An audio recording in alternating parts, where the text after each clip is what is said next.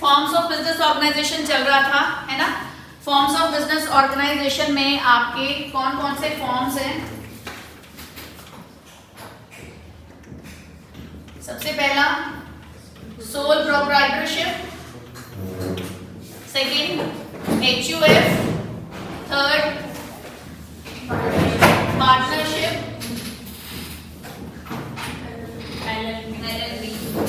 LLP and company. Sole proprietorship हो गया था, कल हमने डिस्कस कर लिया था, है ना। क्या होता है sole proprietorship? Single person entire business को संभालता है, पूरा, है ना, बिजनेस को रन करता है, जिसे हम क्या बोलते हैं? वन पर्सन बैंड भी बोल सकते हैं, बिकॉज वो सिंगली ही जो भी एक्टिविटीज है वो सब परफॉर्म कर रहा है, सब कुछ देख रहा है।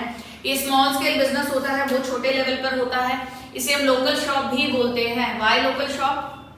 ब्रांडेड क्यों नहीं?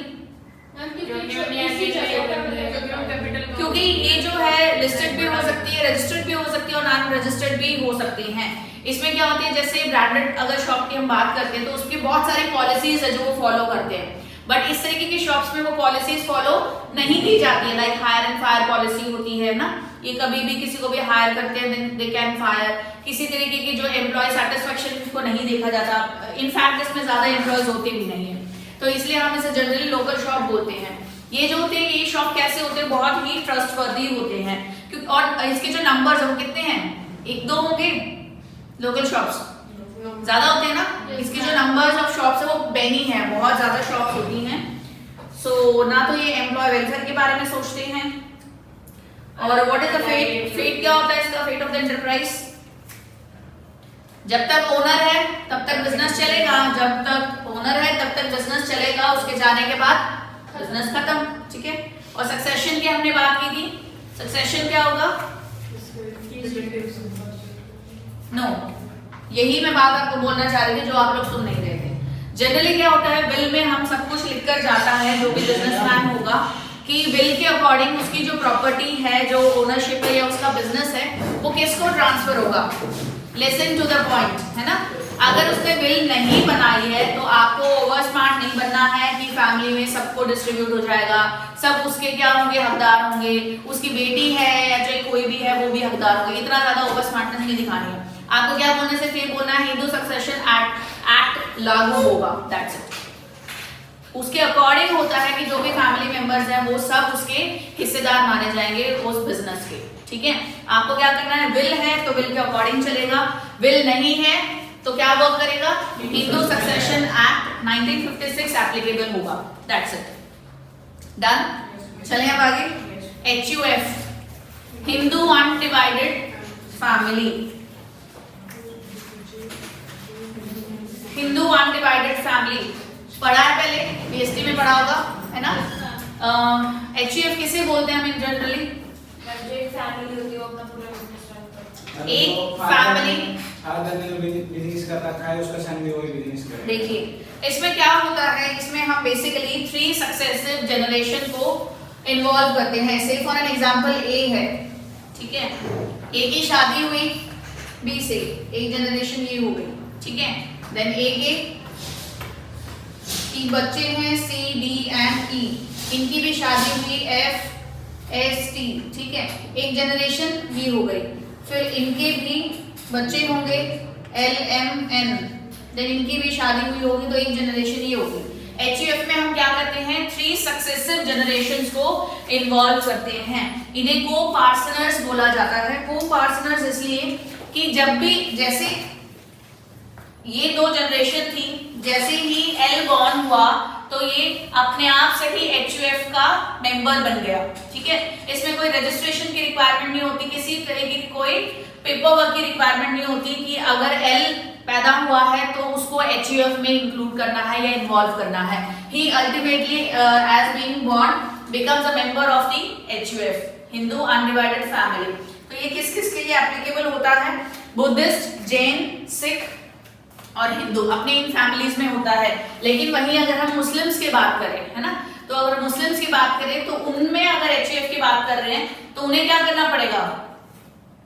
उन्हें रजिस्टर्ड कराना पड़ता है ना।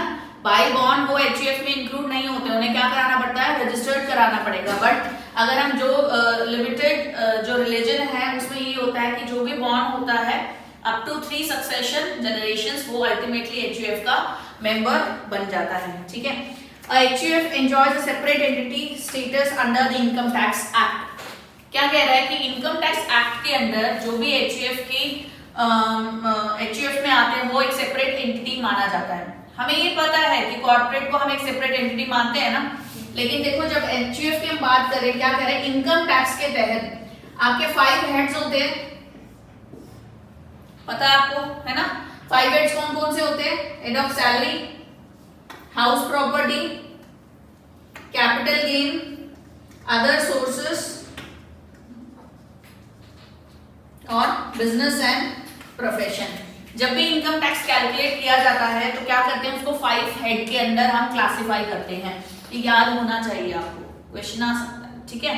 5 हेड में हम क्या करते हैं, क्लासिफाई करते हैं, salary, house property, capital gain, other sources and business and profession से जो भी कमाया गया है इनकम, वो सब। लेकिन जब एचयूएफ की हम बात करते हैं तो एचयूएफ में हम क्या करेंगे, ये वाला जो हेड है ना, सैलरी हेड, ये इंक्लूड नहीं होगा। समझ में आया, सैलरी हेड क्या होगा, इंक्लूड नहीं होगा। As per income tax act क्या कहा गया है कि जो एचयूएफ है ना उसको कोई सैलरी प्रोवाइड नहीं करता है, उसको सैलरी हेड में इंक्लूड नहीं किया जाएगा। जो अदर 4 हेड्स हैं वो सब उसके लिए एप्लीकेबल होंगे। समझ आया, सैलरी हेड को इंक्लूड नहीं किया जाएगा। सिर्फ हम क्या कर रहे हैं, देखो बुक में भी गिवन है आपके, HUF can not earn income from salary, ठीक है। बिजनेस एंड प्रोफेशन आपके बुक में गिवन है, ये प्रॉफिट फ्रॉम बिजनेस और profession, income from house property, capital gain, income from other sources, ठीक है। मैं ये तो बोली 4 इंक्लूड होंगे, सैलरी इंक्लूड नहीं होता एचयूएफ में। सिर्फ इन 4 से जो भी इनकम कमाई गई है वो हम एचयूएफ में इंक्लूड करते हैं। इनकम फ्रॉम सैलरी इंक्लूड नहीं की जाती। बहुत बार क्वेश्चन आ जाता है कि सैलरी और जैसे सैलरी हो गया, head income from salary, income from house property, income from capital gain and income from business and profession, all income are included under HUF, true or false. तो इसमें क्या होगा, फॉल्स होगा, सैलरी इंक्लूड नहीं की जाती है, सैलरी को एक्सक्लूड किया जाता है। देन देखिए 3 सक्सेसिव जनरेशंस है, हम डिस्कस कर चुके हैं। For the purpose of understanding HUF feature a business entity, other important relevant laws in Hindu succession act. Again the same thing है कि अगर इसके कोई भी, जैसे बिल की हमने बात की है ना, तो उस केस में यहाँ कौन सा एक्ट लागू होगा, सेम वही हिंदू सक्सेशन एक्ट 1956 को हम यहाँ लागू होगा। अच्छा, इसमें 2 चीजें हैं जो आपको याद रखनी है, एक होता है को पार्टनर्स और एक होता है कर्ता। हु इज कर्ता, head of the family is कर्ता एंड हु इज को पार्टनर्स, जो भी उसके मेंबर्स होंगे मींस जो बाय बर्थ उसके एज अ मेंबर कहलाते हैं, जो भी उसके पार्ट ऑफ द फैमिली है वो सब मेंबर होते हैं एचयूएफ के, तो उसे हम क्या बोलते हैं, को पार्टनर्स, एंड कर्ता is head of the family. चलिए इसके फीचर्स देख लेते हैं। देखिए फीचर्स में क्या कहते हैं, formed by birth in a Hindu, Buddhist, Jain and Sikh family means HUF में by birth he as a member उसमें include किया जाता है, कोई रजिस्ट्रेशन की या कोई फर्दर पेपर वर्क की रिक्वायरमेंट नहीं होती है, by birth वो HUF का मेंबर होगा, ठीक है। Family pool of business, sorry family pool of resources, ये बहुत बड़ा मेरिट है, एक एडवांटेज है कि देखो फैमिली के जितने भी मेंबर्स हैं, से फर्स्ट जनरेशन, सेकंड, थर्ड, हम तीनों जनरेशन को इंक्लूड किया है, तो उनके जितने भी रिसोर्सेज होंगे वो सारे उनके एचयूएफ रिसोर्सेज माने जाएंगे। इसके भी रिसोर्सेज को यूज कर सकते हैं, resources in the sense capital हो सकता है, कुछ भी हो सकता है, इसके पास भी मनी रिसोर्स अवेलेबल है, इसके पास भी, तो सबको पूल ऑफ करके देखो कितना wide variety of capital available है हमारे पास, तो उसको यूटिलाइज किया जा सकता है। Social capital through family involvement, social capital से मतलब है फैमिली ट्रस्ट, है ना। जैसे पार्टनरशिप में क्या होता है, कोई स्ट्रेंजर बाहर का आता है, अननोन पर्सन आता है, वो एज अ पार्टनर आपका बनता है, तो वहां पे एक जो लेवल ऑफ ट्रस्ट है, शायद बॉन्ड है, वो नहीं बन पाता। लेकिन वहीं अगर आप कहो कि अपने रिलेटिव्स हैं, फैमिली मेंबर्स, हम सब मिलकर बिजनेस रन कर रहे हैं, तो वहां पे ट्रस्ट न करने की तो बात होगी नहीं है ना, सो ट्रस्ट तो अपने आप जनरेट हो जाता है। The family members are the automatic co owners are co partners, जैसे हमने बात किया ऑटोमेटिकली को पार्टनर्स बन जाते हैं, उनके लिए कोई लीगल रिक्वायरमेंट्स की जरूरत नहीं होती है। Decision making is quick, decision making quick होगा। अगर को पार्टनर्स की कोई प्रॉब्लम है तो करता है, वहां पर करता जो है, जो हेड ऑफ द फैमिली है, वो अपने आप सारे डिसीजंस लेता है, राइट। अनलिमिटेड लायबिलिटी ऑफ कर्ता, कर्ता की लिमिटेड लायबिलिटी नहीं होती है, अनलिमिटेड लायबिलिटी होती है। अगर लायबिलिटी ज्यादा है, आपके एसेट्स कम है, तो रिक्वायरमेंट है आपको पे ऑफ करना है, तो कर्ता की जो भी वेल्थ होगी हम उसमें से उसको सेट ऑफ करेंगे। Fate as a going concern, चलिए ये बताइए क्या होगा आपके अकॉर्डिंग। गोइंग कंसर्न की बात करें, चलता जाएगा, करता ना रहे तो जो उसमें कोई हेड होगा और फैमिली ब्रेक हो गई, बंटवारा हो गया, फिर तो आधा बिजनेस चलता रहेगा, मतलब बंद नहीं होगा। बिजनेस चलता रहता है, लेकिन अगर फैमिली हो गई, बंटवारा हो गया, तो उस सिचुएशन में गोइंग कंसर्न नहीं रहेगा, उस सिचुएशन में गोइंग कंसर्न नहीं रहेगा। बंटवारा पॉसिबल नहीं है ना एचयूएफ का। Succession of ownership, again the same thing by will, will के अकॉर्डिंग होगा, विल नहीं है तो आपका हिंदू सक्सेशन एक्ट 1956 एप्लीकेबल होगा। दैट्स इट, क्लियर है। सोल प्रोप्राइटरशिप एंड एचयूएफ, कोई डाउट इन दोनों में? No, ma'am. No, shall we proceed? Yes, ma'am. Partnership, what is partnership?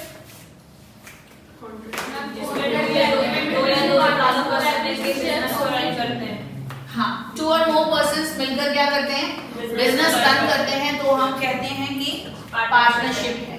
देखिए पहले ए था, क्या कर रहा है, ए ने सोचा बिजनेस स्टार्ट करते हैं, बी आया, बी ने मिलकर कहा कि मैं तेरे साथ मिलकर बिजनेस करूंगा, ठीक है। फिर सी आ जाता है तो सी को भी इन्वॉल्व कर लेते हैं, फिर डी आ जाता है, डी को इन्वॉल्व कर लेते हैं, सी चला जाता है, तो ए बी डी मिलकर बिजनेस रन कर रहे हैं। तो मींस पार्टनरशिप में क्या होता है, आते भी हैं पार्टनर्स और छोड़कर जा भी सकते हैं।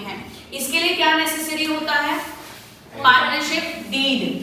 पार्टनरशिप डीड क्या होता है, पार्टनरशिप डीड जिसमें सारी जो भी इनके ट्रांजैक्शन होने हैं, प्रॉफिट शेयरिंग है, कुछ भी है, टर्म्स एंड कंडीशंस सब क्या होता है, मेंशन होता है, ऑलरेडी डिस्क्राइब होता है, सब कुछ उस डीड के अकॉर्डिंग चलता है कि फ्यूचर में मुझे अगर प्रॉफिट शेयर करना है तो किस रेशियो में हम शेयर करेंगे, अगर कोई छोड़कर जाएगा तो क्या करना है, अगर कोई न्यू आता है तो हमें क्या सिचुएशन होगी, तो उस टाइम पे कैसे एक्ट करना है। It may be verbal or written, partnership verbal हो सकती है, यस हो सकती है, partnership can be verbal or written, दोनों तरीके से हो सकती है। Then okay, the deed may be registered in India.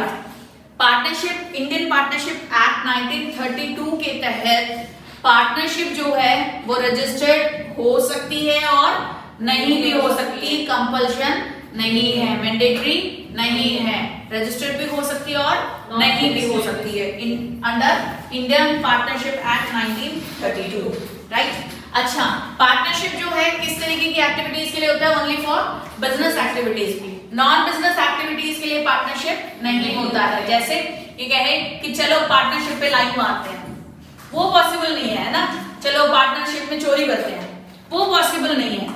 तो आप जो भी अपनी बिजनेस एक्टिविटीज है सिर्फ वही पार्टनरशिप में चल सकती है। फीचर्स देख लेते हैं। Agreement, yes of course agreement होता है जिसे हम पार्टनरशिप डीड बोलते हैं, ठीक है। To or more persons, clear है, पार्टनरशिप में दो या दो से ज्यादा पर्सन होते हैं। प्रॉफिट शेयरिंग, बहुत बार क्या होता है, जो पार्टनर्स हैं वो लॉस शेयर नहीं करते, सिर्फ प्रॉफिट ही शेयर करते हैं, तो प्रॉफिट शेयरिंग भी हो सकता है। जैसे माइनर पार्टनर्स जो हैं तो वो लॉस के लिए शेयर नहीं करेंगे, सिर्फ प्रॉफिट ही शेयर करेंगे। बिजनेस ऑब्जेक्ट क्वाइट वाइड, ये क्या है, ऑब्जेक्ट जो होता है वो, जो अभी मैंने कहा कि जो आपका बिजनेस है, पार्टनरशिप है, वो नॉन बिजनेस ऑर्गेनाइजेशंस के लिए नहीं होगा, नॉन बिजनेस एक्टिविटीज के लिए नहीं होगा, सिर्फ बिजनेस एक्टिविटीज के लिए होगा, क्लियर है। म्यूचुअल एजेंसी, ये जो पार्टनर है वो एज ए एजेंट वर्क करता है, partner acts as an agent for the company as well and for the partners also, है ना, तो वो कंपनी के लिए भी और पार्टनर्स के लिए भी एज अ एजेंट काम करता है और म्यूचुअली वर्क होता है। अनलिमिटेड लायबिलिटी, कि उनकी जो लायबिलिटी है वो अनलिमिटेड होगी। Fate as a going concern बताइए। एक पार्टनर जाएगा दूसरा आ जाएगा। एक पार्टनर जाएगा दूसरा आ जाएगा। अच्छा, और कोई? अगर कोई पार्टनर जाता है तो क्या होता है? क्या होता है? देखिए, अ पार्टनर में सर्व नोटिस, जो सेवरेंस है, सेवरेंस का नोटिस देकर वो जा सकता है। What is severance? Public notice. Severance is means ending the relationship of being partner, है ना?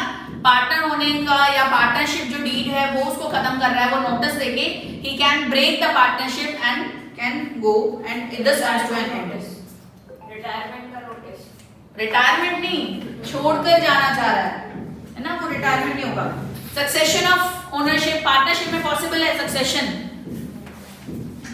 नहीं हो सकता, विल से भी नहीं, नॉट पॉसिबल ना। It is not transferable unless and until the partner have consent on that, है ना? जब तक पार्टनर्स की कंसेंट नहीं होती वो ऐसा पॉसिबल नहीं हो सकता। So this was your partnership, clear? Then LLP, LLP is limited liability partnership. ये कहां से आया? जो हमारा क्या है, पार्टनरशिप और कंपनी, ठीक है, इन दोनों के कुछ लिमिटेशंस थी।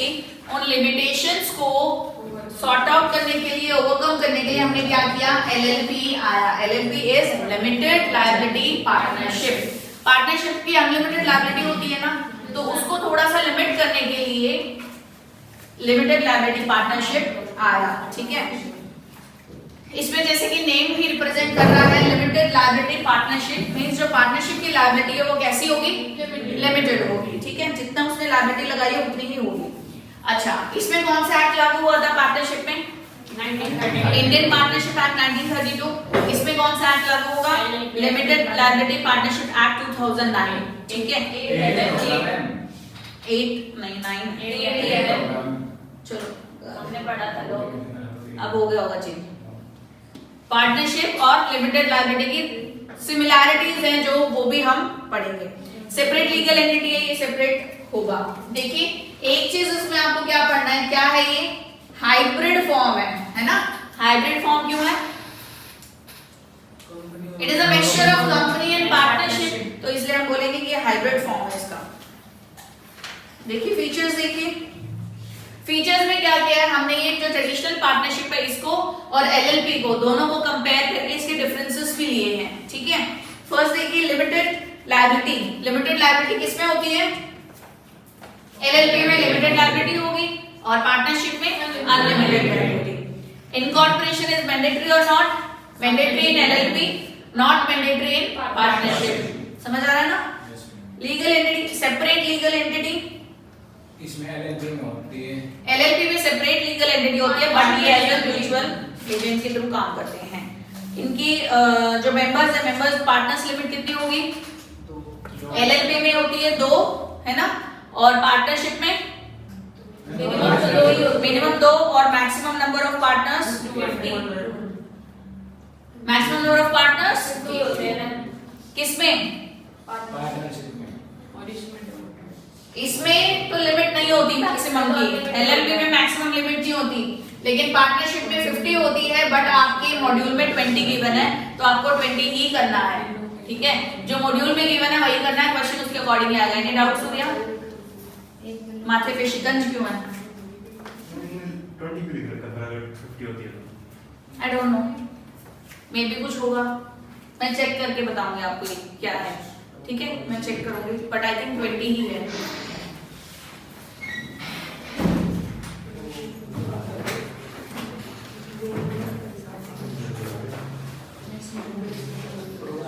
एलएलपी में देखिए जो जितना भी पार्टनर है वो क्या होगा, किसका एजेंट कहलाता है? Agent of the firm. और एलएलपी में, सॉरी पार्टनरशिप में फर्म का एजेंट जो है ही है वो पार्टनर्स का भी एजेंट माना जाएगा, ठीक है? हाँ, पार्टनर्स का नहीं आएगा इसमें, पार्टनर्स का लिमिटेड रोल हो जाएगा, ठीक है? ROC is administrating authority. जो एलएलपी है उसको मोर रिलायबल, मोर बिलीवेबल माना जाता है, क्योंकि इसका जो रजिस्ट्रेशन ऑफ कंपनी के थ्रू एडमिनिस्ट्रेशन पार्ट होता है ना, लेकिन पार्टनरशिप में ROF होता है, वो रजिस्ट्रेशन ऑफ फर्म्स के थ्रू होता है, रजिस्ट्रार ऑफ फर्म्स, ठीक है। Done. Company, company, what is company? Act as an artificial person, है ना, corporate body, so it's a company जिसमें बहुत सारे मेंबर्स होते हैं, जैसे शेयर कैपिटल है ना। शेयर कैपिटल क्या होता है? नंबर ऑफ शेयर्स इशू करते हैं ना। एक चीज होती है प्रोस्पेक्टस, सुना है प्रोस्पेक्टस? क्या होता है? को इनवाइट करना पब्लिक शेयर्स के लिए पब्लिक ऑफरिंग, लाइक पब्लिक को इनवाइट करते हैं कि आप हमारी कंपनी में आकर इन्वेस्ट कर सकते हो in the form of share capital. जो भी शेयर कैपिटल में इन्वेस्ट करते हैं, जो परचेज करते हैं, उसे हम क्या बोलते हैं? शेयर होल्डर्स, जो शेयर को होल्ड करते हैं। अब देखिए कंपनी है, कंपनी में करोड़ों शेयर होल्डर्स हो सकते हैं, तो क्या वो करोड़ों शेयर होल्डर्स मिलकर कंपनी को चला सकते हैं? नहीं ना, they can not run the business by their own. तो उनके बिहाफ में कोई होता है जो बिजनेस को रन करता है। और देखिए कंपनीज एक्ट 2013 में क्या किया, कुछ अमेंडमेंट्स लेकर आया, ठीक है, एक्ट 2013, जिसमें बहुत इंपॉर्टेंट 3 पॉइंट्स इसने कहे हैं। क्या पॉइंट्स है 3? एक तो क्या है आपका ओपीसी न्यू इंट्रोड्यूस किया इन्होंने। OPC is 1 person company. देखो हमेशा हम ये कहते हैं कि एक पर्सन अगर कोई बिजनेस को रन कर रहा है तो उसे हम सोल प्रोप्राइटरशिप बोलते हैं ना, लेकिन 2013 में जो इंडियन कंपनीज एक्ट में अमेंडमेंट्स आए थे, जो इन्होंने इंट्रोड्यूस किया, वो कहता है कि एक सिंगल पर्सन भी कंपनी चला सकता है, जिसे हम बोलते हैं ओपीसी, 1 पर्सन कंपनी, ठीक है। लेकिन ये फिलहाल इंडिया में हमें इमर्जिंग स्टेट पर है, अभी इंट्रोड्यूस नहीं हुआ है प्रॉपर्ली। देन एक आया सेकंड, उन्होंने जो कंपनी इंट्रोड्यूस की, that was small company. Small company क्या है? जो स्मॉल स्केल इंटरप्राइजेस जो हैं उनको स्मॉल कंपनी में आता है। एक और आया आपका कौन सा? Dormant company. डोरमेंट कंपनी क्या होती है? जिसे हम स्लीपिंग कंपनी भी बोल सकते हैं, ठीक है। देखिए इसमें एक इंपॉर्टेंट चीज है कि ये इलैबोरेटिव पार्ट है किसका? Capital functioning and capital market. Capital functioning क्या होती है?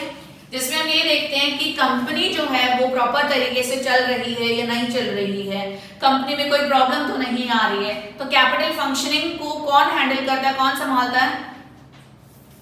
कौन संभालेगा? इंडियन कंपनीज एक्ट 2013 के तहत जो भी नियम दिए गए हैं, रेगुलेशंस है, टर्म्स है, उसको फॉलो किया जाएगा। इसके अकॉर्डिंगली हम देखेंगे कि जो कंपनी की फंक्शनिंग है वो प्रॉपर तरीके से रन हो रही है या नहीं हो रही है। वहीं अगर हम बात करते हैं कैपिटल मार्केट की, स्टॉक एक्सचेंज मार्केट की, है ना, तो उसमें उसको कौन कंट्रोल करता है, कौन हैंडल करता है? SEBI, security and exchange board of India, वो उसको हैंडल करेगा। अच्छा, कंपनी में आपके 2 टर्म्स होते हैं, MOA and AOA. What is that? क्या होता है एमओए में? ऑब्जेक्टिव्स बताते हैं और एओए में rights and regulations. Very good. MOA में मेमोरेंडम ऑफ एसोसिएशन, जिसमें हम ऑब्जेक्टिव्स को डिफाइन करते हैं कि जो ऑब्जेक्टिव्स क्या प्राइमरी और सेकेंडरी दोनों हो सकते हैं ना, तो ऑब्जेक्टिव्स को डिफाइन करते हैं कि कंपनी का ऑब्जेक्टिव क्या है, किस बेसिस पर वो बिजनेस को रन कर रही है। देखो अगर कोई मुझसे आकर कहता है कि मुझे 5 लाख रुपए चाहिए, तो मेरा पहला क्वेश्चन क्या होगा? क्यों चाहिए? अगर वो कहता नहीं पर्सनल है, अरे पर्सनल है तो कौन देगा फिर? तो हम अगर कंपनी में इन्वेस्ट करते हैं तो वी शुड नो ना कि वो कर क्या रहे हैं, क्या किस चीज की कंपनी है, उनका क्या मकसद है ना। एओए में क्या होता है? जिसमें रेगुलेशंस है, टर्म्स एंड रेगुलेशंस है, रूल्स एंड रेगुलेशंस है, इंटरनल रेगुलेशंस की हम बात करते हैं, दैट इज एओए। प्रोस्पेक्टस हम बात कर चुके हैं। इसमें क्या होता है? स्टैट्यूटरी ऑडिट होता है ना, कंपनीज में ऑडिट होना जरूरी होता है, it is a requirement. Plus quarterly results इसके निकाले जाते हैं, क्वार्टर रिपोर्ट्स तैयार की जाती हैं। चलिए इसके फीचर्स देखते हैं। Minimum number of members in private and public, दोनों के कंसिडरेशन में बात करें, प्राइवेट कंपनी है और पब्लिक कंपनी है, ठीक है। अच्छा देखिए, जो बोर्ड ऑफ डायरेक्टर्स होते हैं, हम कहते हैं कि जो बोर्ड ऑफ डायरेक्टर्स है, बोर्ड ऑफ डायरेक्टर्स हैंडल करते हैं ना शेयर होल्डर्स के बिहाफ में। Board of directors he business को रन करते हैं, कंपनी को संभालते हैं। तो बोर्ड ऑफ डायरेक्टर के हाथ में होता है कि शेयर होल्डर्स का हित जो है अहित ना हो, उनके साथ कोई बायसनेस ना हो या कुछ गलत ना हो उनके साथ, है ना। जैसे आपने बहुत सारे केसेस देखे हैं, इसमें क्या होता है कि जो बोर्ड ऑफ डायरेक्टर्स हैं वो कुछ घपलेबाजी कर देते हैं और भुगतना किसको पड़ता है? शेयर होल्डर्स को। बहुत सारी कंपनीज के साथ फ्रॉड हुआ है ना, जैसे सत्यम भूल गए? सत्यम वाला केस हुआ था ना, बहुत सारे ऐसे केसेस हुए थे।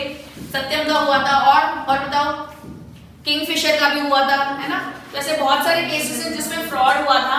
किया किसने था? बोर्ड ऑफ डायरेक्टर्स ने किया और भुगतना पड़ गया शेयर होल्डर्स को। अच्छा मुझे ये बताओ एक क्वेश्चन कि जो ये सिचुएशन होती है ये कौन से ऑर्गेनाइजेशंस में होती होगी कंपनी में, प्राइवेट में या पब्लिक में? प्राइवेट का तो अपना पैसा है, बोर्ड क्यों उसे लेके भागेगी? पब्लिक का है ना, पब्लिक कंपनी है, बाहर का पैसा किसी और का पैसा ऐश हम करेंगे बोर्ड ऑफ डायरेक्टर्स। प्राइवेट में तो इशू भुगतेगा कौन? शेयर होल्डर्स, बेचारे शेयर होल्डर्स सर पकड़ के बैठेंगे ना, उनका पैसा है, लेके भाग जाते हैं, बोर्ड ऑफ डायरेक्टर्स गपलेबाजी कर देते हैं, ठीक है। So minimum number of members and maximum कितना होता है? मिनिमम कितना होगा? 2 फॉर प्राइवेट एंड पब्लिक के लिए 7 मैक्सिमम 200 और कोई लिमिट नहीं है। अच्छा देखिए प्राइवेट में 200 है और पब्लिक में कोई लिमिट नहीं है। तो क्या जो प्राइवेट कंपनीज है, चलिए directors, minimum number of directors कितने होंगे? प्राइवेट में 2 डायरेक्टर्स कौन होंगे? जैसे मैनेजमेंट जो उसको हैंडल करे ना, प्राइवेट में 2 है और पब्लिक में 3 है, ज्यादा डिफरेंस नहीं है।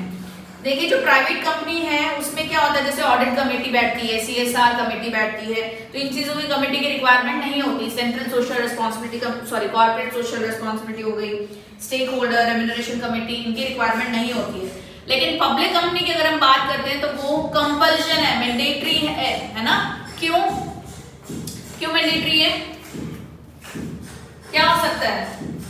क्योंकि देखिए मैक्सिमम नंबर ऑफ मेंबर जो है प्राइवेट में 200 है जो कि फिक्स है ना, लेकिन पब्लिक में कोई लिमिट नहीं है, तो उनको हैंडल करने के लिए बहुत सारी कमिटीज की रिक्वायरमेंट पड़ेगी ना।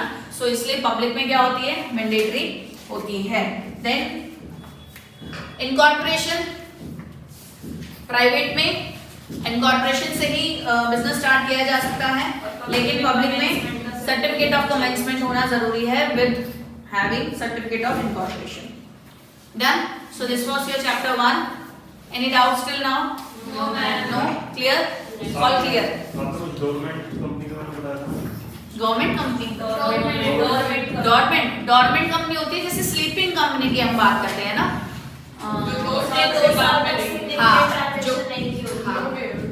एक्सप्लेन करो प्रवेशिका। मैम जो मेन ऑब्जेक्टिव होता है ना उस कंपनी का, अगर उससे रिलेटेड 2 साल तक कोई भी ट्रांजैक्शन नहीं करती तो उसको डोरमेंट कंपनी कह दिया जाता है, लेकिन फिर भी वो कुछ ट्रांजैक्शन करती है, जैसे कि जो गवर्नमेंट का टैक्स वगैरह भरना होता है या फिर अपने एम्प्लॉयज को सैलरी वगैरह देनी होती है, वो सब ट्रांजैक्शंस चलती रहती है। फ्यूचर प्रोजेक्ट्स के लिए बनाई जाती है ये कंपनी, बट क्या होती है कि as a sleeping company work करती है, इनके अकाउंटिंग ट्रांजैक्शंस चलते हैं, बट कोई उसका सिग्निफिकेंट रोल नहीं होता है, रोल प्ले नहीं करते हैं ना, हाँ पार्टिसिपेशन नहीं होता, बस नाम की कंपनी रह जाती है, तो उसे हम कहते हैं स्लीपिंग कंपनी। बनाते हाँ अकाउंट्स में बनाते हैं, अकाउंट्स में उनका कोई सिग्निफिकेंस नहीं होता है, इसलिए हम इसे डोरमेंट कंपनी